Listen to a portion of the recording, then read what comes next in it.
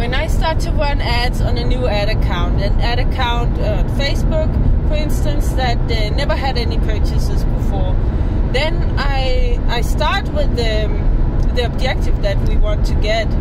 So if we want sales eventually, then we start with the sales campaign. Or if we want leads, then we start with the lead campaign right away from the beginning. Some people recommend to start with some engagement campaign or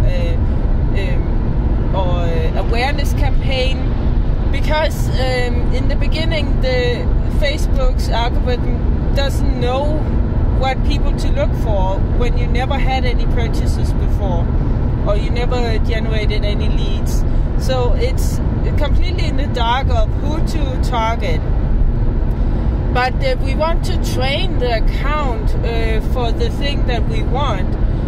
It's like if you want to run a marathon, then if you never did any fitness or so, then it wouldn't help much if you started to go swimming.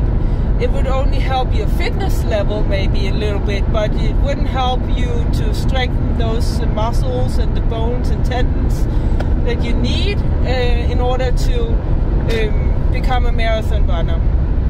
So we want to train the ad account to do the thing that we wanted to do. It may not be as efficient in the beginning, but later on it's going to be much better. So I start with the objective that we want. So if we want sales, and we start with a sales campaign. Or if we want leads, and we start with a lead campaign.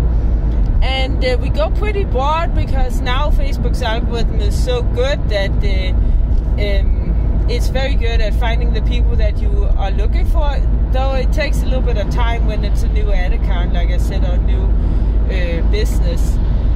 So we give it a little bit of direction. We give it some interest groups, just to kind of direct it a little bit. So for my business, it will be, we target entrepreneurs or business owners. But we want to keep it really, really broad. We want to have a big audience, because that's what Facebook likes right now. It likes to have a lot of freedom. And it likes to have a big audience to choose from.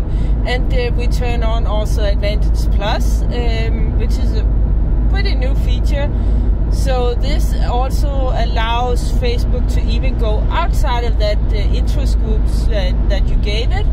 So if you're giving it interest groups like business owners, but it finds that it can find someone who would like to purchase who is outside of that interest group, then of course we would like that also.